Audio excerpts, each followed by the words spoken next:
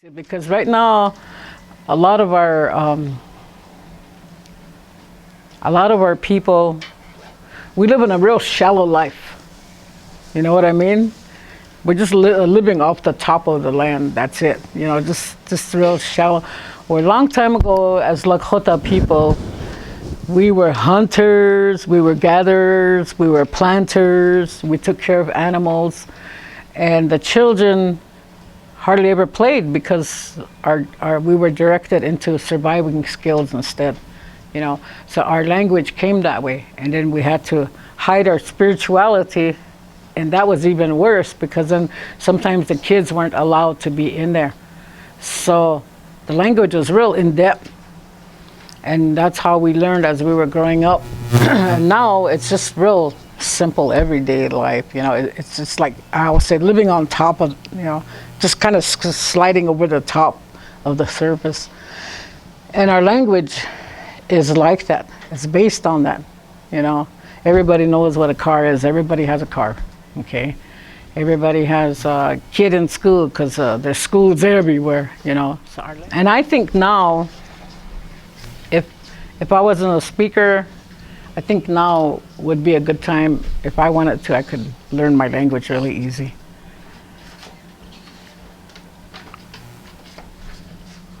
Mainly because it's so shallow. It's just me and my grandkids, and me and my kids, my grandkids, sports, you know. Half of the time, they all come and sit in the living room with me. All they do is all sit on their phones. We don't even talk or nothing, you know. I'll be sitting there watching TV, flipping channels, you know. I could be watching something really stupid and they wouldn't even pay attention to me. and that's where my language is, you know. It's kind of hard because it's like if I want to say, bring me some water, I'll say, mini mag-o, you know, wow, you know. If I wanted to say, go to bed now, yung kape. That's it, you know. I'm hungry, I'm gonna eat now, you know. That's about the extent of my language is right now. It's good when I meet up with speakers, because then when I meet up with speakers, I always say, let's talk Lakota, and they all say, okay, so, you know, just trying to be around people who speak Lakota, it's getting harder. It's really getting hard, because some people will answer you back in English, or some won't make conversation with you. They'll just kind of skip around it, and it just stays on the surface. Here's that dictionary I was telling you about. If you guys can find it on your own. Lakota dictionary. Yeah, it's a dictionary. It was put together by Father Beagle. Revived quite a few times, you know. All the front words are all Lakota in Lakota, which is really hard because then it turns around and translates in English. And then the second part is in Lakota, and it's translated into English, Lakota words translated into English words. So it's kind of complicated, but it's fun to use too, because he explains everything in there. I was looking up on a computer what morphology is, syntax, phonics, and semiotics.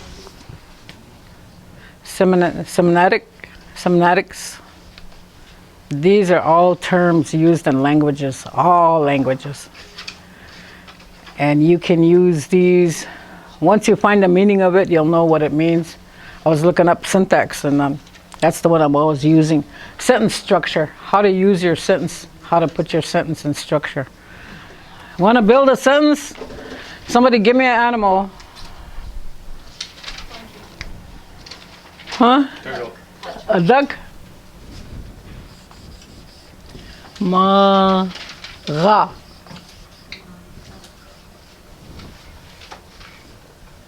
Remember, I'm still trying to get you guys to recognize the vowels. Ma-ra. Kinship. Grandma.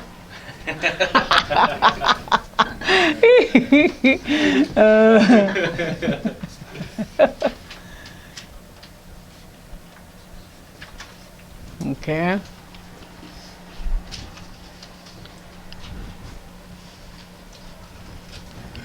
Number? 32. Hold on. 32? 100. Just kidding. No. 32. Okay. This is a long one. I'm going to teach you the numbers yet.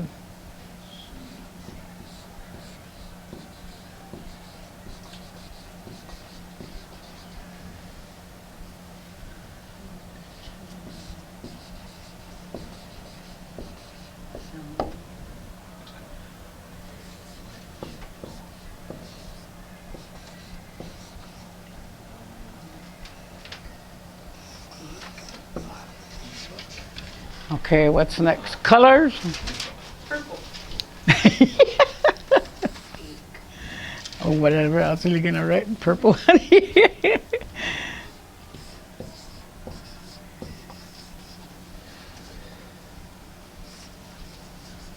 Tosha.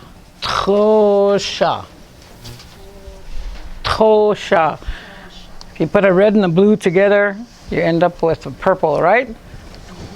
Tosha. Okay. A verb. Remember last week I gave you guys action words?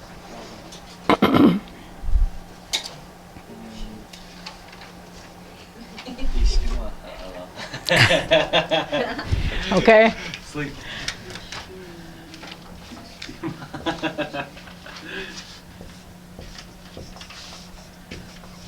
Okay, here's the goofy part about it, okay?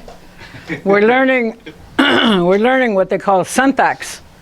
And it's learning how to use the words to make it into a sentence. But in order to do it, you have to make it into a proper sentence. Okay? A proper sentence is how you're going to make this into a proper sentence. Because sometimes I'm going to tell you, no, you can't make a sentence out of that one. No, you can't do that one. Okay?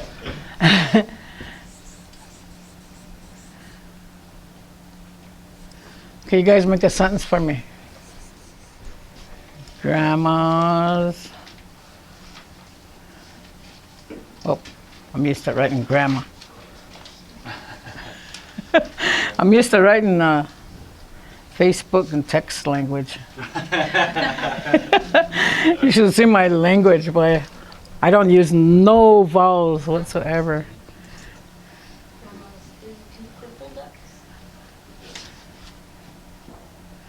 Grandmother's 32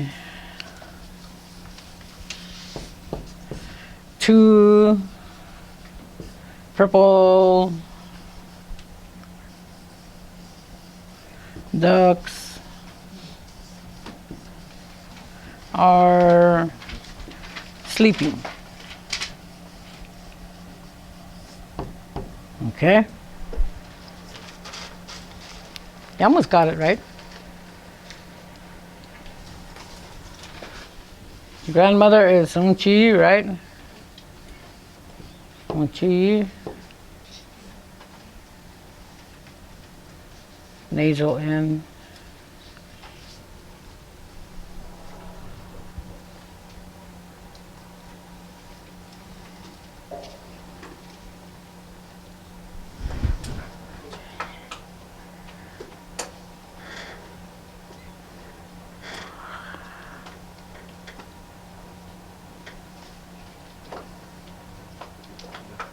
Okay. Unchi.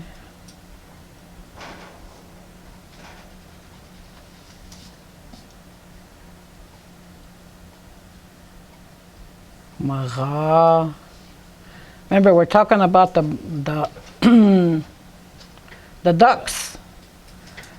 So subject is first, right? Yeah. According to syntax. Maga.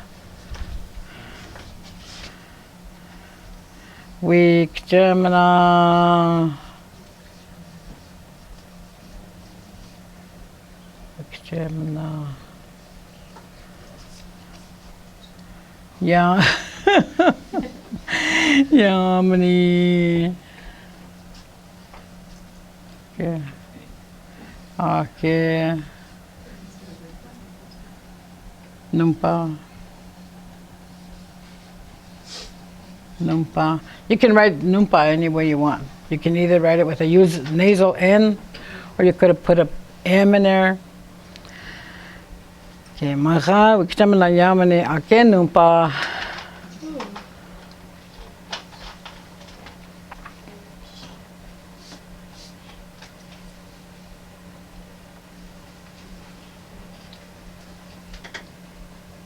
Okay.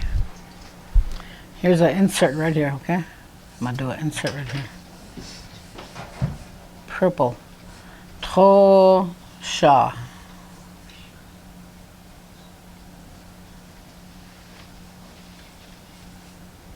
Tosha, Victimina Yamani.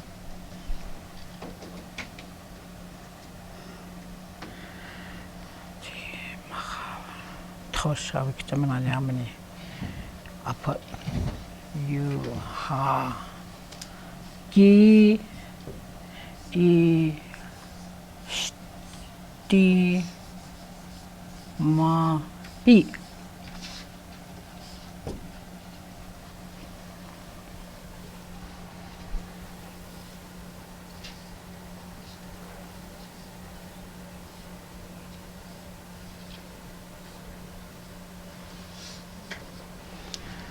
Unji maga tosha wikjamana yamani yuhaki ishtimapi.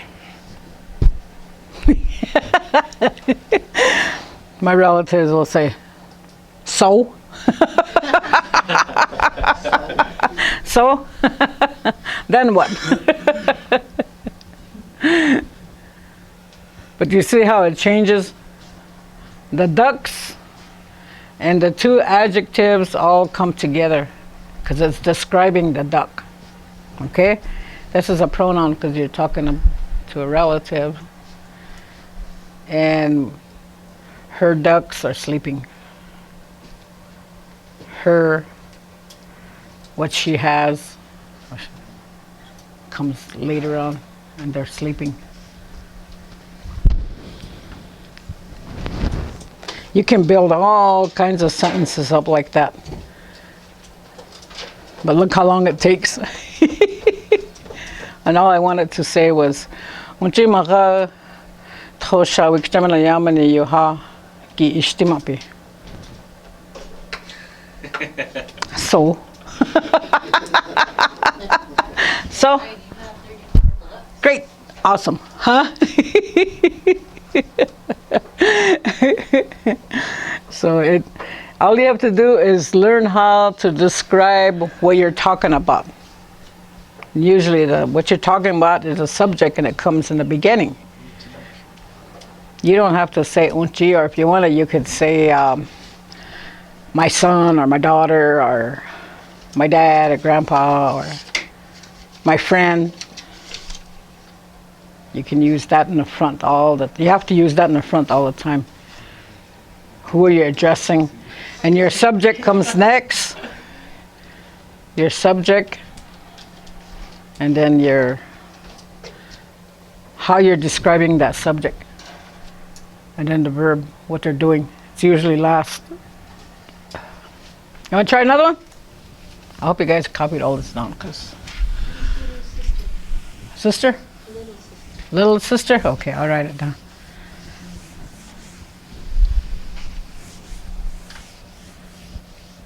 Oh, I just really want to jump the gun and teach you guys all that stuff. But if I do, then you're not going to learn how to talk it. You're just going to know how to itemize it and write it. Okay, little sister.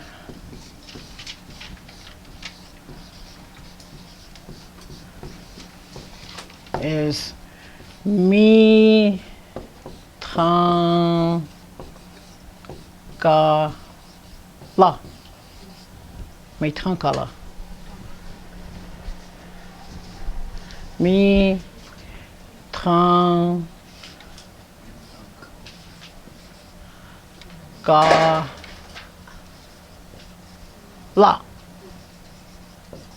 Okay? Mitankala. If I said, as a girl, if I said my little sister, I would say Mitankala. If his little sister, he would say Tankshiwayeki. Tankshiwayeki. See, that's where I really want to jump the gun because I want to teach you guys kinship terms. Because our kinship term is really kind of confusing. It's like you're the only one here. You have a sister, you have an older sister, they have a different name. You have a younger sister name, they have a different name.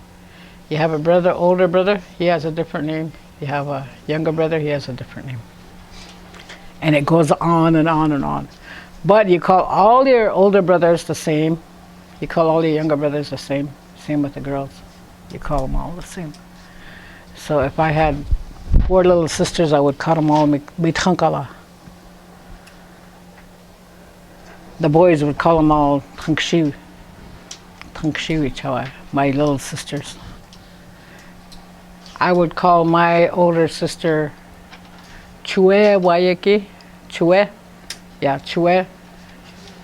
If I was a boy, he would call her Tanke. Tanke. Tanke and Tankshi, older sister, younger sister. Me, it would be me Tankala and me Chue Waiki. Also, the boys, my older brother, Tiblo, if I had a younger brother, I would call him me Sunkala. Me Sunkala. That's why if you ever notice, a lot of boys are called Misun, that's the reason why. It's because that's little brother. So they just use it for short. But it goes on and on. If you have a dad and he has a whole bunch of brothers, they're all your dads. You call them all out there. Really, you call them all out there. If he had sisters, you would call them all by auntie, all auntie names.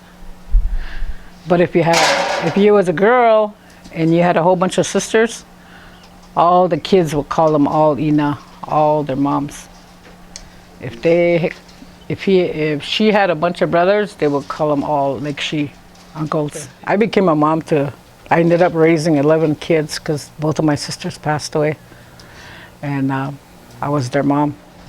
But later on, they tried to sound more formal, I guess, and they call me Auntie Mama instead. Because I only have 4 kids, but I raised 11 of them. But I taught them all that, how your relative forms are. I only had 1 brother, so all my kids and all my nieces and nephews, they all call him Lekshi, because that's their uncle. But so, little sister, Mitankala, kinship. Anybody have a kinship? Know what a kinship is? Brother, sister, cousins, uncles. Ina. How she got that name is really strange, because if you ever listen to babies crying, the newborns, and they're crying, yeah, no. That's where the name comes from.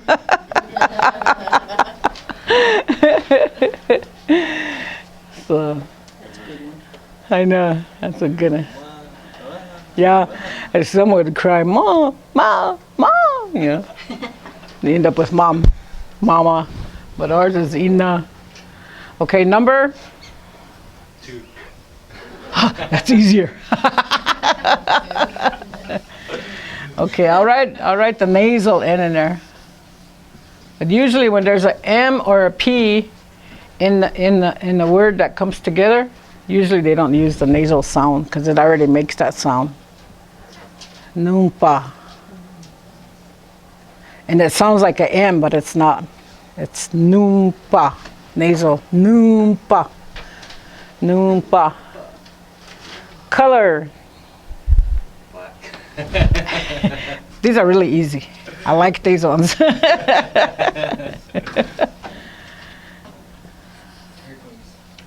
Oh, geez. I always try to, that's all it is, try to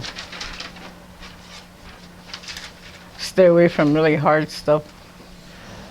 I remember a long time ago, they told us that when we first started teaching Lakota language in the schools, I was working at Rosebud Elementary, and they told me to develop some math. And I was sitting there thinking about it, and I thought, do I really want, I was like 24 years old, and I said, do I really want to do some math numbers, you know? Because you know those numbers, as they get higher, they get longer and longer and longer, you know? I tried it, and I said, no, it's okay, forget it. We'll do something else. So never, for me, it's never been one of my verbs. Action words.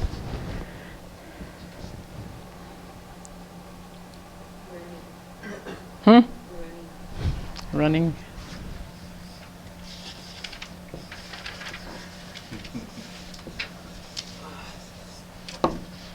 Okay. Animal? No animals. Oh yeah, no, we had no animals in it. Animals. Sister's an animal. That's an animal.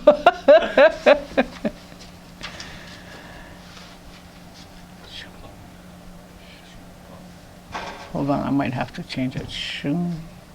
Oh yeah. Shung. Ba. La. Puppy. Shung Kpala. Gee, all of a sudden everybody has zillions of Shungpalas right now. Shungpala, puppy. Shungpala. Do you notice this changes? Shungpala. Okay. It's not a K. I think it could be Shungpala. If you want to, you can change it. Shungpala. Because like I said, there's no right way and no wrong way. It all depends on how you're talking, who you're talking with, and as long as they understand it, you know. Okay, let's make it into a sentence. What's first? Mother. Okay.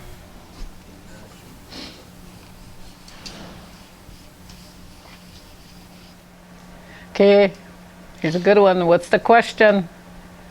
Little sisters or puppy? Little sister's puppy, right? Oh, little sister's black puppy. Oh yeah, okay. 2 black puppies. All right. See, you're catching it. Because you're tattling. Little sisters, black, 2 little black puppy, right? Yeah. 2 little black puppies are running.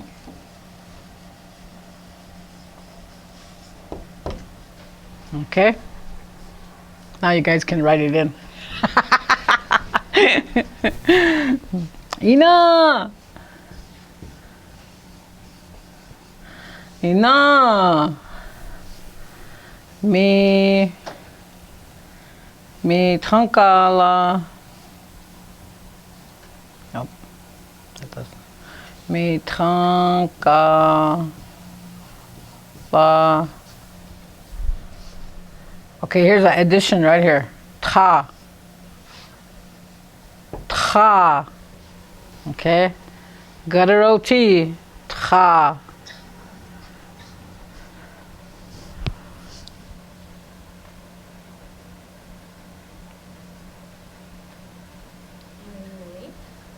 hold on.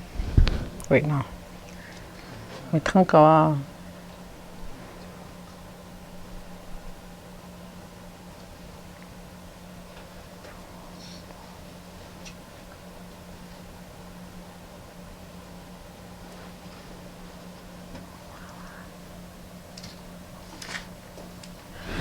Okay, it's gonna be different, okay? מתחנקלתך שונג חפה לה סה פגי. Ooh, this one really changed. No pi ian copy.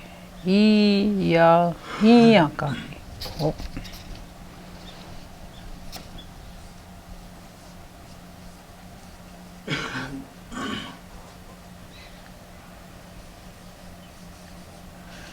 Really changed.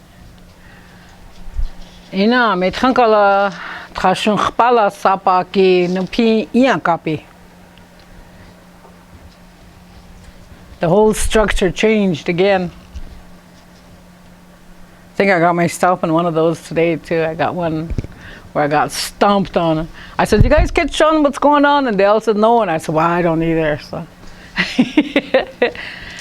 Ina methankala trashun khpala sape ki no pi ian copy. So it changes the whole structure again. And it is hard. I think this is the part that a lot of people don't want to teach. I don't know if they know it, but they don't want to teach it because they don't want to go through the explanation of how our language runs, you know. And it is hard a lot. I think that's why if you don't go to school for it and you don't learn a lot of these things, you know, that it is gonna be hard for you to try to explain. But if you look it up on, I looked it up on linguistics. I was just looking it up. I Googled linguistics, morphology, syntax, phonetics, and semiotics. You can't even say it. But it explains all these on how all languages go, how they're taught in order for them to understand. But if you learn the structure, once you start learning the structure, that's the best part. Is pronouns, the subjects, the script, how to describe that subject and what they're doing. Then it should make things a little bit more simple. But if you start out with smaller sentences, then if you start out with smaller sentences, it'd be easier to do. You want guys?